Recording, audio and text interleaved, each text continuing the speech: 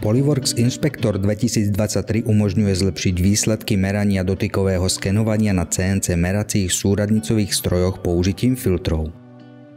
Výsledky dotykového skenovania sú prirodzene ovplyvnené šumom, ktorý vzniká pri výrobných a kontrolných procesoch. V prípade úzkých tolerancií teraz môžete odstrániť odchýlené hodnoty a použiť Gaussov filter vrátane špecializovaného filtra pre kruhové skeny. To vám umožní merať prizmatické prvky ako sú roviny, válce a kružnice a zároveň znížiť vplyv vonkajších faktorov ako je napríklad povrchová nerovnosť. Polyworks Inspector 2023 vám pomôže využívať dotykové skenovanie na CNC meracích súradnicových strojoch na maximum.